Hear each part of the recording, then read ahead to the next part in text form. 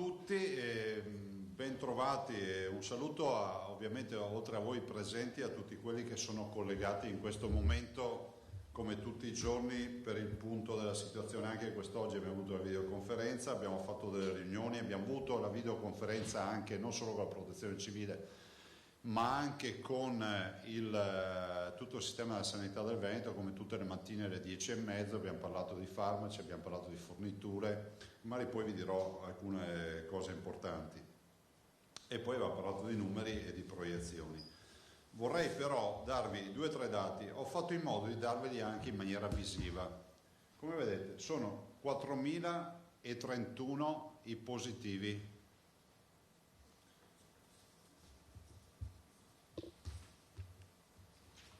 Le persone in isolamento in Veneto in questo momento sono 12.432. Le persone in terapia intensiva sono 236 e i ricoverati 1.070. 1.070, ricordatevi questo dato. I decessi 131. Allora, stiamo crescendo, se anche in maniera non rapidissima, ma voi lo vedete, oggi siamo 236 persone in terapia intensiva, ma volevo soffermarmi assieme a voi su questo dato. 1.070 è un grande ospedale hub. Anzi, direi che è un grandissimo ospedale hub, cioè noi abbiamo ormai pazienti ricoverati in infettive, in semi-intensiva, in intensiva, che cubano un grande ospedale hub, 1.070 persone. Lo dico perché c'è qualcuno che forse non si è reso conto della gravità di quello che sta accadendo.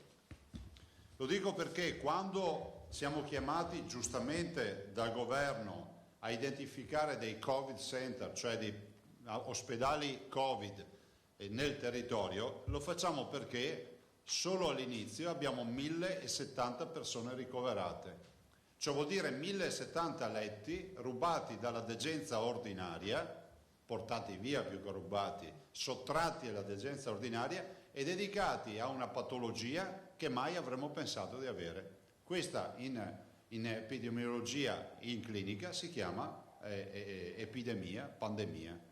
Questo è il risultato dell'epidemia. Aver già 1.000 persone in ospedale che debbono essere curate e molte delle quali purtroppo perdono la vita. Di queste 1.000 persone, l'avete visto, 236 sono in terapia intensiva, vuol dire che un quarto dei ricoverati in Veneto finisce ad essere intubato. 131 mi sembrano, se non ricordo, i morti, il che vuol dire che il tema della mortalità è un tema importante, è un tema che pesa nel nostro Paese per tutta una serie di ragionamenti che non sono solo dietrologie, ma che sono anche rappresentate dal fatto che l'età media dei cittadini è molto più alta che in altri paesi, quindi non si può fare il raffronto della percentuale di mortalità nostra con quella di altri paesi, perché se l'età media degli altri paesi è più bassa, noi abbiamo, avendo l'età media più alta, è noto al mondo, abbiamo più persone che sono esposte a rischio di questa patologia, la mortalità, perché sono persone più fragili. Guardate, noi non è che giochiamo a Monopoli quando decidiamo di chiudere un ospedale, di contrarre l'attività o quant'altro. Siamo invece coscienti del fatto che forse la storia dovrebbe registrare, voi ne sarete giusti testimoni, che questa è un'evoluzione giorno dopo giorno.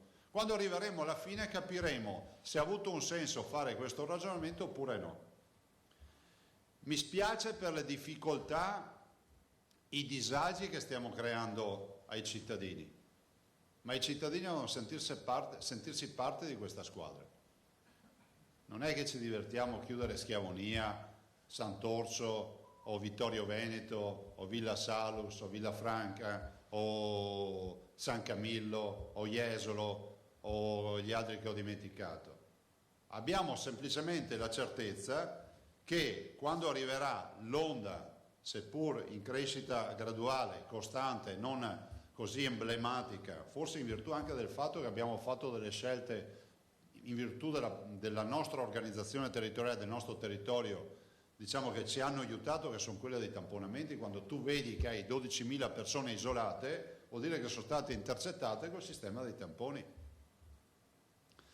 Allora, su questi ospedali, ovvio che noi dobbiamo contrarre l'attività, in alcuni casi chiuderli. Adesso stiamo valutando, spero si riesca a trovare una soluzione per Vittorio Veneto in particolar modo e per Sant'Orso, di mantenere aperti i punti nascita, ma lo faremo solo nel momento in cui si riesce a garantire un accesso dedicato, un isolamento totale del punto nascita e che ci sia in sala parto anche l'aspetto del chirurgico riferito alle eventuali cesarii. Questo lo diciamo per mettere in sicurezza coloro che devono partorire. Leggo da qualche parte che c'è qualche esperto dell'ultima ora che ipotizza che si potrebbero prendere gli ospedali chiusi, dedicarli ai Covid e quindi gli ospedali... Allora sentite, se l'avessero chiesto a me, come tutti i cittadini avrei pensato, no? Se fossi semplicemente un uomo della strada, un on the man road, avrei detto, beh, sentite, a me sembra logico, abbiamo degli ospedali nuovi dedicati alle cure normali, prendiamo quelli vecchi chiusi, li riapriamo, li dedichiamo ai Covid. Ma non è logico da un punto di vista clinico. Prima di tutto perché dobbiamo dedicare staff professionali che non possiamo polverizzare in questa maniera, perché ricordo che molti ospedali chiusi da riaprire hanno pochi posti letto. 2, abbiamo la necessità quindi di concentrare i professionisti, soprattutto gli intensivisti, in un momento nel quale i medici mancano. 3, c'è un piccolo particolare. Questi pazienti, lo dico a coloro che fanno le lezioni ma non sanno neanche di cosa stanno parlando, questi pazienti sono, ad esempio, i nostri pazienti in terapia intensiva, dei grandi utilizzatori di ossigeno. Si dice che consumino rispetto a un paziente normale in terapia intensiva anche 20 volte, 30 volte di più di ossigeno. Cioè vuol dire che il gas fluttua per gli impianti 20-30 volte di più in quantità. Tant'è vero che la Lombardia, che ci ha fatto da apripista, ha avvisato tutti noi da subito che il primo problema che c'è con questi pazienti è che si congelano i tubi che portano l'ossigeno, perché si crea l'effetto laminazione, cioè quando passa troppo gas per una condotta c'è il gelo, se si gelano non arriva più l'ossigeno. Quindi noi abbiamo dovuto cambiare tutte le bocchette eccetera già negli ospedali nuovi, figuratevi in ospedali vecchi se ci andiamo a avventurare a pensare che l'impiantino lasciato lì 10, 15, 20 anni fa sia quello innovativo per dei pazienti che sono dei grandi utilizzatori di ossigeno. Ve ne ho detta solo una. Per dire che tutte le azioni che sono state scelte non sono state scelte buttando la monetina, ma sono state scelte con staff tecnico-scientifico, quindi quando si offende il Presidente della Regione, per me va ben tutto perché ormai sono come San Sebastiano, ma si offendono e sì, Mantegna ha fatto San Sebastiano, tutte le frecce avete visto, no? E Mantegna è anche roba veneta, ve lo ricordo. Vi dico che dietro alle decisioni, le ordinanze e le scelte che facciamo non c'è solo un board di governo, ma c'è un comitato scientifico che valida, propone e decide. Questo è fondamentale dire. Qualcuno dice che dovevamo fare la scelta del capannone. Non è, con la carenza di strutture, oggi c'è la difficoltà dell'approvvigionamento e vengo agli approvvigionamenti. Siamo in emergenza totale rispetto agli approvvigionamenti. Siamo in emergenza totale rispetto agli approvvigionamenti, che vanno dallo schermo, dalla visiera, alle mascherine, ai ventilatori e anche ai farmaci. Mi assumo la responsabilità di quello che dico. Non ci servono professionisti ve lo dico io cosa sta accadendo negli ospedali, ve lo dico io cosa sta accadendo negli ospedali, visto e considerato che passiamo tutti noi praticamente giornate intere a chiamare il mondo. Avevamo un carico che doveva arrivare dalla Svizzera di respiratori e c'è stato letteralmente dirottato presso altri lidi.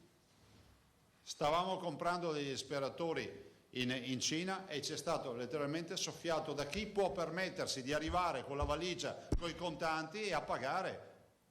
perché questa è la verità. Un invito peraltro che faccio alle forze, voi sapete la stima che ho per la Guardia di Finanza e cosa penso della loro, come si può dire, ineccepibile e utilissima attività. Dobbiamo scovare tutti quelli che se ne approfittano in queste ore di questa emergenza. Noi partecipiamo a trattative per mascherine che partono a €1 e alla fine dobbiamo lasciare la trattativa e si arriva anche a 4-5 euro. Perché diventa immorale e poi diventa anche pericoloso riuscire a comprare, perché tutti chiedono ormai il pagamento anticipato al 100%, senza gara, senza niente, senza un prezzo di riferimento. Questo è il mercato nel quale ci troviamo a ragionare. Noi viviamo l'angoscia dei nostri medici che sono costretti a utilizzare i dispositivi che hanno, ancora ce ne sono, anche che oggi arriveranno altre 200.000 mascherine che distribuiremo PF2 chirurgiche nei nostri ospedali, ma guardate che siamo sempre sul filo del rasoio. Allora, guardate, sapete perché ve lo dico? Perché spesso vedo dei video sui portali, no? Sui social, che peraltro non riguardano neanche il Veneto, per essere sincero, al momento, e vedo, qualche volta mi capita di vedere qualche professionista che fa la lezione al mondo di cosa significhi non avere i dispositivi. La lezione funziona se si dice qual è la realtà. La realtà è che non ce ne sono in giro per il mondo.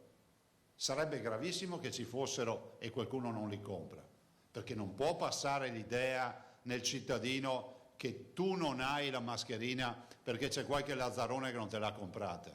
Noi non riusciamo a comprare. Ficcatevelo in testa, e se continuerà così sarà sempre più tragica la situazione. Anche questa mattina mi ha chiamato un grosso industriale del Veneto, e non sono autorizzato a dire il nome, che sta pensando a produrre mascherine, anche lui. Dice, non le farò omologate, però cercheremo di fare qualcosa.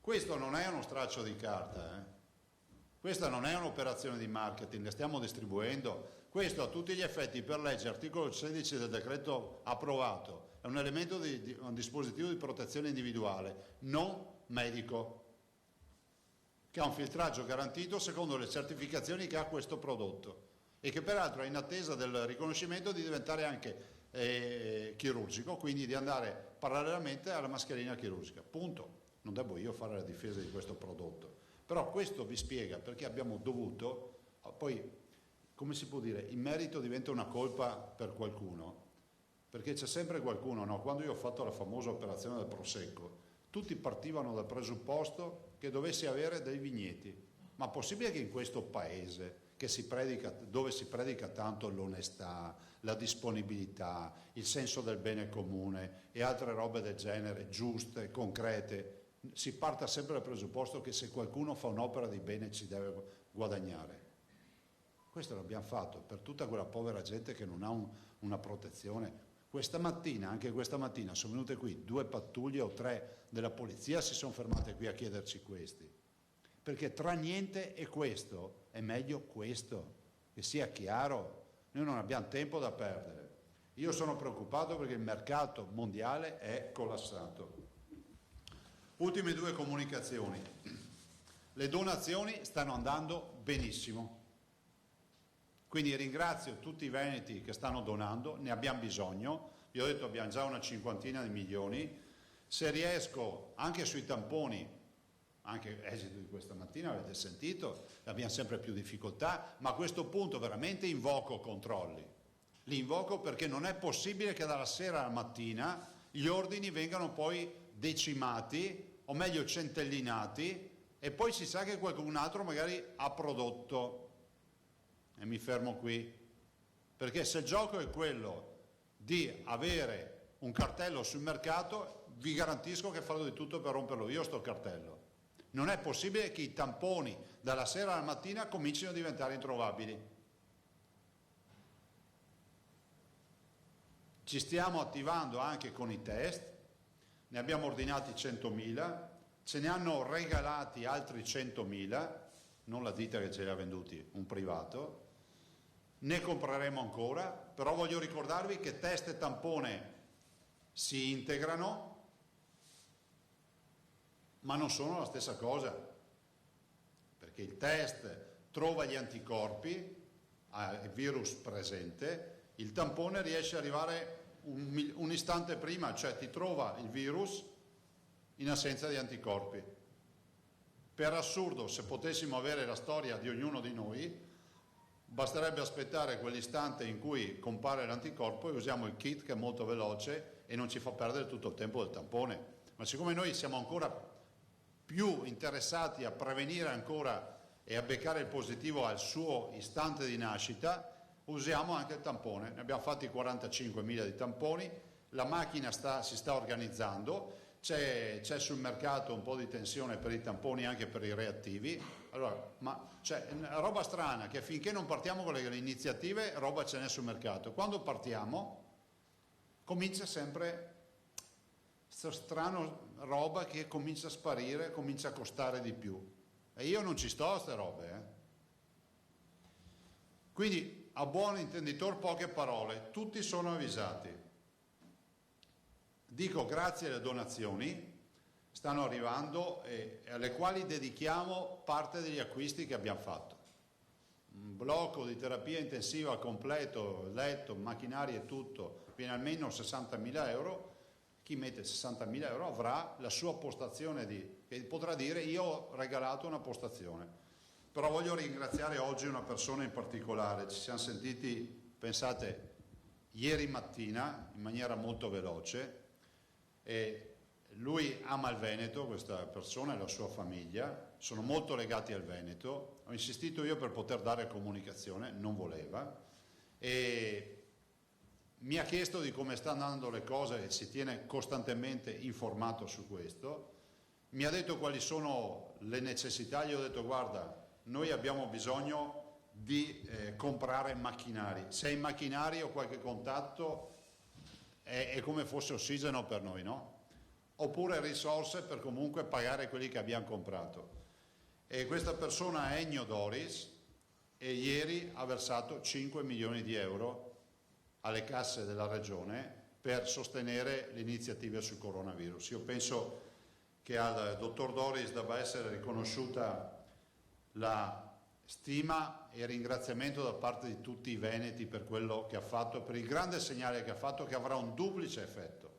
Il primo, che è quello di aver donato una cifra così importante, ieri dicevamo €1 ad abitante, no? 5 milioni di euro, e che è importante per noi. Pensate solo che vuol dire almeno 150 postazioni di terapia intensiva, vuol dire che un ospedale se lo fa tutto con questo versamento. Dall'altro è un grande apripista, perché io immagino che apra la stura poi a tutta una serie di imprenditori che sono assolutamente, come si può dire, stimolati a seguire questa strada, una strada importante. Dopodiché non importano le cifre, però penso che la macchina veneta si sia sempre distinta nelle tragedie. Questa è la più grande tragedia che abbiamo toccato, quindi un ringraziamento veramente di cuore al dottor Doris, a tutta la sua famiglia per questa scelta. E qualcuno dice sempre ma tanto versano perché hanno i soldi. Io ne conosco tanti che hanno i soldi e non versano mai niente. Bon. 5 milioni di euro sono comunque 5 milioni di euro.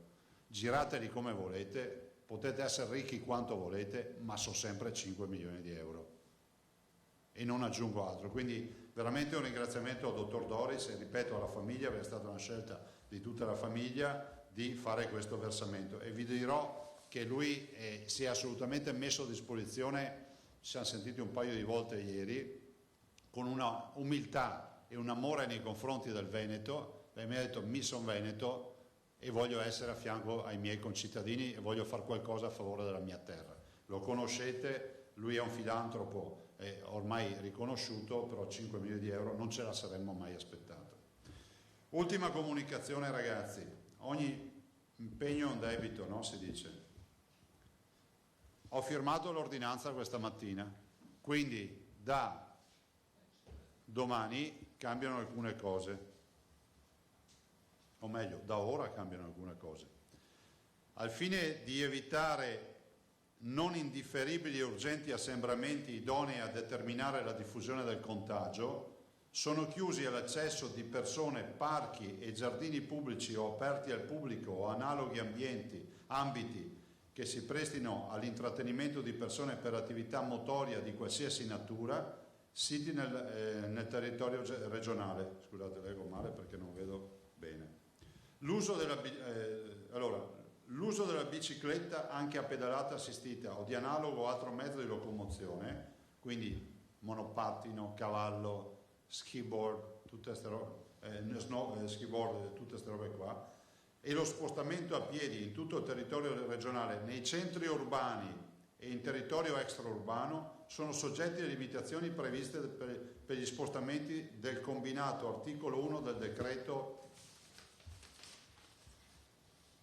Presidente del Consiglio dei Ministri 8 marzo 2020 e dell'articolo 1,1 del decreto Presidente del Consiglio dei Ministri del 9 marzo 2020 concernenti lo spostamento delle persone fisiche all'interno del territorio nazionale, essendo ammessi gli spostamenti verso e dagli esercizi commerciali esentati dalla chiusura indicati nell'allegato 1 del DPCM. Sono quindi consentiti gli spostamenti con le suddette modalità e mezzi esclusivamente per le motivazioni ammessi per gli spostamenti delle persone fisiche in via generale, e cioè comprovate ad esigenze lavorative, motivi di salute, situazioni di necessità, oltre che per gli accessi agli esercizi aperti in base al DPCM. Eccolo qui. Nel caso in cui la motivazione degli spostamenti suddetti sia l'attività motoria, stiamo parlando di passeggiate e footing, o l'uscita con l'animale per la compagnia per le sue necessità fisiologiche, la persona è obbligata a rimanere nelle immediate vicinanze della residenza o dimora e comunque a distanza non superiore di 200 metri, con l'obbligo di documentazione agli organi di controllo del luogo di residenza o di dimora. Al fine di ulteriormente contrastare le forme di assembramento di persone a tutela della salute pubblica sul territorio regionale, già oggetto di restrizioni per la normativa statale, l'apertura degli esercizi di somministrazione di bevande e alimenti ai sensi del PCM 220 posti nelle aree di servizio di rifornimento di carburante fuori dal centro abitato. 1. Sono aperti nelle zone, vi faccio la sintesi, è consentito lungo la rete autostradale, quindi bevande, alimenti, i bar per capirci, e il buffet, gli autogrill sono aperti. B. È consentita limitatamente la fascia oraria delle 6 del mattino alle 6 di sera per quelli che sono extraurbani dei distributori, cioè la pompa di benzina che c'ha il bar per il caffè, dalle 6 alle 6. Non è consentita C nelle aree di servizio di rifornimento ubicate nei tratti stradali comunque classificati che attraversano i centri abitati. Al fine ulteriormente di contrastare le forme di assembramento di persone a tutela della salute pubblica al territorio regionale, l'apertura degli esercizi commerciali di qualsiasi dimensione per la vendita di generi alimentari, esentate dalla sospensione dell'articolo DPCM, questo è l'articolo che diceva i generi alimentari possono sempre restare aperti, compresi gli esercizi minori interni ai centri commerciali, è vietata nel giorno della giornata di domenica, quindi domenica tutto chiuso. Ferme le altre restrizioni relative alla vendita del dettaglio, si riconferma ai fini di chiarezza l'apertura di farmacie, parafarmacie ed edicole. Nell'accedere agli esercizi aperti al pubblico per approvvigionarsi del necessario è fatto a tutti obbligo di limitare l'accesso all'interno, stiamo parlando di punti vendita, dei locali ad un solo componente per nucleo familiare, salvo comprovati motivi di assistenza ad altre persone, non so, un figlio che va con il genitore anziano o la mamma che deve portarsi il bambino perché non ha soluzioni alternative. Le presenti disposizioni sono adottate per ragioni di esigenze di sanità pubblica e di igiene, con conseguente applicazione di tutte le norme, anche penali, poste a presidio delle predette esigenze. Il presente provvedimento ha validità a far data dal giorno della sua pubblicazione nel bollettino ufficiale della Regione del Veneto fino al 15 aprile 2020, salvo proroga o ovviamente revoca con analoga ordinanza. Le disposizioni della presente ordinanza perdono efficacia a seguito dell'entrata in vigore delle disposizioni statali più restrittive. La vigilanza sull'applicazione della presente ordinanza è attuata dagli organi di polizia giudiziaria, di cui è l'articolo 55 del codice di procedura penale. Quindi, detto in soldoni, la domenica tutto chiuso, i distributori, negli autogrill c'è la possibilità di alimentarsi e di avere i servizi igienici, nei distributori di benzina, di carburante, fuori dai centri abitati, se hanno un bar resta aperto dalle 6 del mattino alle 6 di sera, però vedo che tutti stanno più o meno chiudendo, e nei centri urbani, nelle zone delimitate dei centri urbani, la possibilità di non possono aprire i bar, i distributori.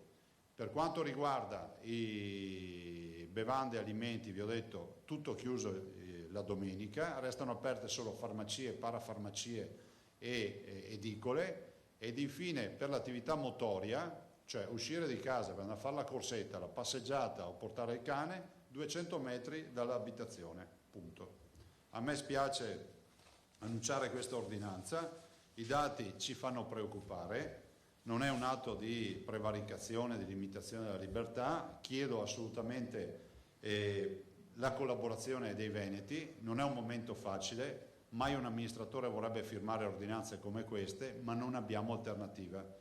Il mio primo obiettivo non è il consenso, ma è la salute dei veneti, e la mia coscienza mi dice che la salute dei veneti va tutelata così, e forse è ancora poco come restrizione.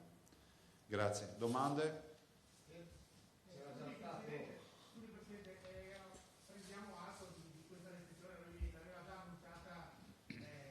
Sì. La possibilità. Mi chiedo una cosa però, i cittadini devono stare a casa, c'è ancora una parte di Veneto, I lavoratori. che deve andare a lavorare con meno mezzi pubblici e quindi difficoltà maggiori e assembramenti maggiori nei mezzi pubblici.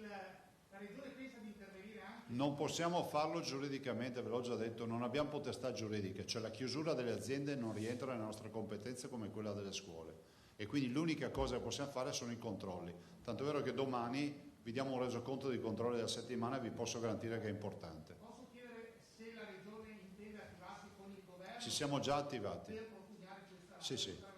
Cioè, la Regione Veneto chiederà al governo o ha chiesto? No, ma noi guardate, noi abbiamo già espresso in più occasioni, se questa è la risposta che devo dare alla domanda, del valutare il tema delle imprese. Cioè, ma è un tema ovviamente che è molto, molto complesso, e per di più che ha visto un accordo con le parti sociali, per cui alla luce dell'accordo giustamente tutto oggi è mummificato, per cui a tutela dei lavoratori noi facciamo fare i controlli con le SPISA, quindi con la sanità del Veneto, per verificare che quantomeno ci siano i dispositivi, le distanze di sicurezza e i gel disinfettanti. Ma lei riterrebbe auspicabile una norma del genere? Compatibilmente con le necessità che poi abbiamo, perché se... Fatto salva, dico, Ma guarda, io penso una cosa onestamente, onde evitare di star lì a sparare titoli, penso che è inevitabile che molte aziende hanno chiuso e chiuderanno, perché ormai le frontiere sono tutte chiuse, quindi chi ha necessità di esportare rischia di far solo magazzino. Vedo i lavoratori che sono angosciati, perché quello che mi arriva dal mondo dei lavoratori è l'angoscia. Vedo molti imprenditori che sono preoccupati del fatto di non capire quale sarà la direzione. Penso che prima o poi un punto della situazione che su questo tema col governo lo dovremo fare in maniera ufficiale. Governatore, posso? Prego. Queste nuove restrizioni sono una presa di posizione appunto da parte della Regione del Veneto, o c'è stata un'apertura e quindi un consenso da parte del governo che ha atteso? No, queste sono autonome, nel senso che non è escluso che il governo poi ne adotti in maniera più uniforme, e quello che io auspico a livello nazionale, perché poi il collega Federica so che ha adottato, l'ho sentito anche ieri sera, e il collega Fontana immagino che adotterà anche lui restrizioni, il collega Bonaccini le ha fatte, però ci sono delle regioni che potrebbero fare in via preventiva assolutamente, avere beneficio di ordinanze come queste, per cui il mio invito al governo che valuti fino in fondo di portarle a livello nazionale queste scelte. Fermo restando che, avuta la sentenza del TAR Campania, non è, a questo punto noi ci siamo mossi.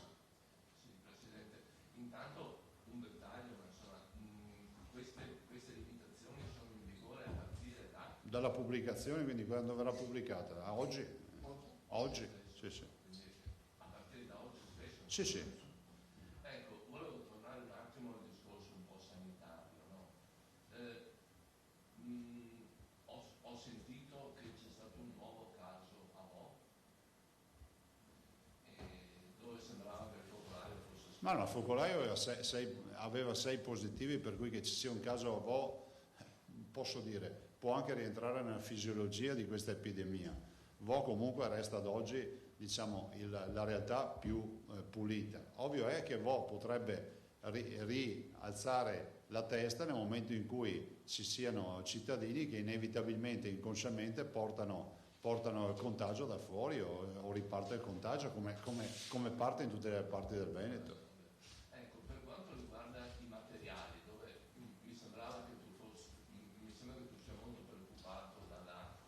No, scusa, lo dico per le agenzie, avevo un testo sbagliato, è fino al 3 aprile l'ordinanza, non 15 aprile. Come il DPCM nazionale. Sì, sì, quindi come il DPCM. Ho letto io sbagliato, scusate. 3 aprile, quindi le agenzie che batteranno la notizia fino al 3 aprile. Grazie, scusami. No, figuriamoci. No, dicevo, mi sembravi molto preoccupato sul fronte dell'approvvigionamento di materiali, no? Sì, In particolare... preoccupatissimo.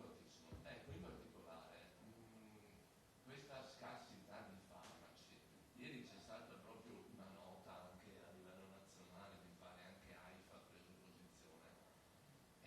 È una scarsità di farmaci che comincia ad avvertirsi negli ospedali. No, negli ospedali no, però noi siamo preoccupati perché la chiusura delle frontiere, e diciamolo fino in fondo, il requisire tutto quello che c'è sul mercato per fare il magazzino in un momento pandemico, voi lo capite che è naturale che il magazzino del mondo non sia tarato per una pandemia, è tarato per quelle statistiche, dati statistici di influenza, di HIV, di oncologia. Oggi ovviamente lo schema si sballa, peraltro sballa con un doppio problema, che alcuni farmaci che potrebbero dimostrarsi innovativi, che stiamo sperimentando e finendo di sperimentare a livello internazionale, non hanno quelle quantità sul mercato per affrontare una mole di pazienti come questi. Cioè, si dice che nel mondo ci siano almeno 250.000 persone infettate. Cioè, voi capite che i trattamenti, se hai dei farmaci che oggi rappresentano una quota di mercato infinitesimale, è così. Cioè, a voi sembra normale leggere una notizia che se è vera, perché ormai bisogna sempre dire che se è vera, che un cargo americano è partito da Aviano con 500.000 tamponi realizzati nell'azienda di Brescia e noi non riusciamo a trovarli. L'hanno comunicato. Ditelo, a me non sembra normale. A me non sembra normale.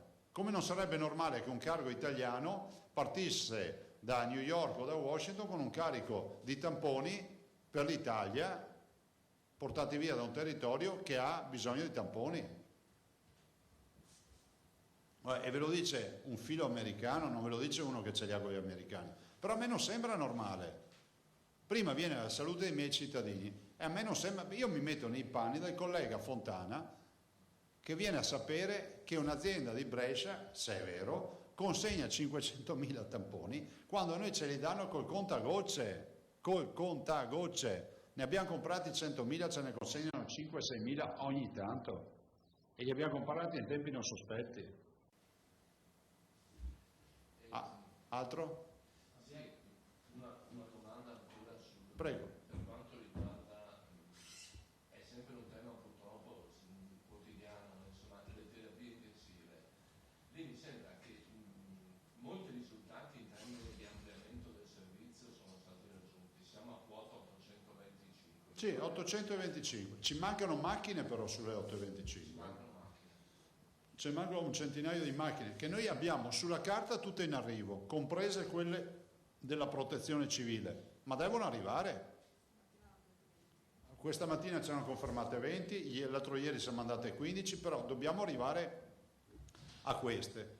Devo dire che ne ho parlato anche con il Presidente del Consiglio, che oggettivamente si è interessato di questa partita, però noi ragazzi dobbiamo anche pensare che dobbiamo allestire più postazioni possibili. Abbiamo anche chiesto che ci venga riconosciuta la validità del CPAP sterilizzato perché il CPAP viene considerato oggi un usa e getta, no? Per la terapia del seminale, cioè lo usi e poi lo butti via, c'è la mascherina, sì, ho più di una mascherina. Abbiamo chiesto di poterlo sterilizzare, ma non ci forniscono più neanche il CPAP, che c'è la banalità delle più grandi banalità dal punto di vista di device da acquistare. Quindi perché vi ho detto tutto questo? Prima perché siamo angosciati e tirati come una corda di violino, e questo lo sapete da voi. Secondo, che hai capito, cioè è inutile che vedo tutti sti tutorial in TV scusate, nei social di gente che dice non ci sono le mascherine. E, cioè, dicono assolute verità, però si omettono di dire una cosa: non ci sono sul mercato mondiale. Allora, se tu fai un video, e non sto parlando di video contro di noi, ma lo dico a tutela di tutti, se tu fai un video per dichiarare che la comunità internazionale ci sta mettendo in ginocchio è una roba, se lo fai per far credere che il tuo assessore alla sanità piuttosto che il tuo direttore generale è un lazzarone è un'altra roba. E poi altra roba che vi voglio dire: noi abbiamo offerte quotidiane di mascherine, fra l'altro io ho chiesto che vengano tutte registrate, da paura, minimo 20-30 al giorno. C'è gente la più disparata, che passa da andare a fare la passeggiata col cane a grande fornitore di mascherine. Non sto raccontando balle, un giorno scriverò una storia sulle mascherine e il coronavirus.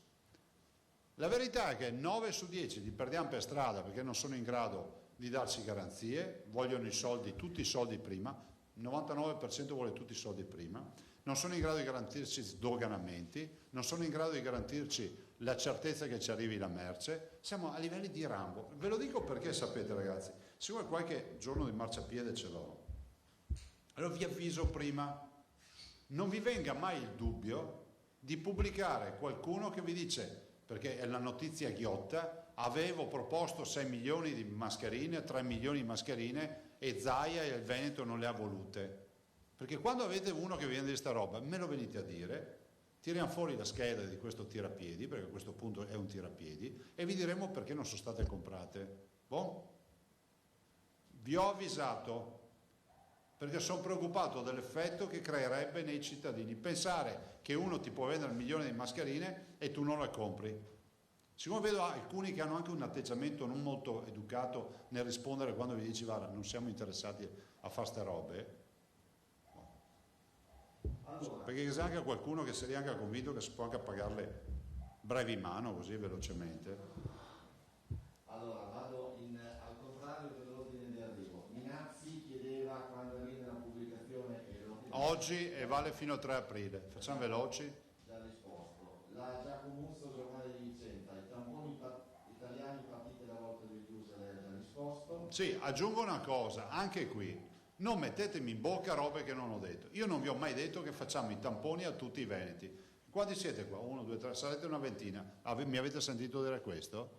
Ho detto faremo tamponi a tappeto secondo un programma che deciderà le microbiologie del Veneto col professor Crisanti. Punto. A questo ci abbineremo i test rapidi e sicuramente saremo più performanti. Guardate, stamattina un mio amico da Monaco mi aveva detto ma qui a Monaco sono veramente avanti, li fanno in macchina addirittura, ti fermano e ti mettono. Sì, ho capito, ma io ho detto la tabellina mondiale è questa, Monaco non c'è neanche sulla tabellina mondiale, vuol dire che hanno iniziato stamattina. Primi al mondo per tamponi sono i veneti, vi sfido a dire che non è vero, seconda la Corea, terza la Lombardia e poi giù Cina e altri. Andiamo avanti, le risulta che scarseggino farmaci antivirali. Il problema dei farmaci è un problema reale. Mantovani è andato giù a AIFA, l'ho mandato giù oggi, o meglio l'ho mandato, gli ho dato l'ok per andare giù oggi per vedere di sbloccare questa situazione. È una situazione che mi preoccupa non poco. Un nuovo caso positivo VO, lo commenta? L'ho già commentato a Tosato, nel senso che il caso positivo VO sì, farà notizia perché giornalisticamente piace sta roba, ma a noi non cambia nulla, nel senso che con tutto il rispetto stiamo parlando probabilmente di un caso che è venuto fuori da contatti che ha avuto un signore, una signora, non so chi sia, cioè stiamo parlando di contagi, ragazzi, abbiamo 10.000 persone, 12.000 persone in isolamento e 3.500 positivi in Veneto, e 3.501 questo. Scolleghiamo avanti ancora. Buoso abbiamo risposto e il vostro contagiato a voi. Giorgio Malavasi, per quanto riguarda le chiusure abbiamo risposto. Per le fabbriche, uffici, cantieri, dice non si rischia una desertificazione economica da fissare. Ma guardi, sui cantieri vi anticipo che sto valutando l'idea di una più che un'ordinanza, di una direttiva, qualcosa da scrivere a tutti i RUP, i responsabili unici del procedimento, per diciamo sostanzialmente dire guardate, se sospendete i lavori cerchiamo di trovare la soluzione che non ci siano danni, perché le imprese vorrebbero sospendere i lavori ma nell'appalto pubblico è inevitabile che finché il RUP non gli dice blocca, loro devono presentarsi sul cantiere. Asca News dal MAS, nel caso nuovo caso nel modello matematico avete considerato anche eventuali ritorni? Immagino Sì, però sentite, posso darvi un consiglio visto che lavoriamo tutti in squadra con i giornalisti? Cioè non creiamo sta storia al nuovo caso Avo, perché primo dà una comunicazione tragica, perché sembra quasi che stia tornando il mostro. Due, il mostro c'è sempre stato, Avo ha chiuso con 6 positivi, questo sarà il 7° o sarà il 6° perché magari uno dei 6 è già diventato negativo. Cioè mi preoccupano gli 80 casi al giorno di Verona, non il caso di Vo oggi. Verona è il nuovo cluster, occhio che Verona è un nuovo cluster, è impegnativo, è confinante con Brescia, per cui Verona sta crescendo in maniera esponenziale. Tanto è vero che noi abbiamo già dato ok per svuotare Villafranca per partire col Covid Center a Villafranca.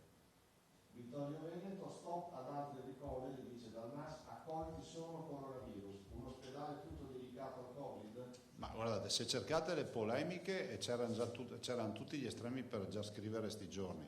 Visto considerato che ci sono dei giornali impegnati solo a questo, avete gli strumenti per fare le polemiche.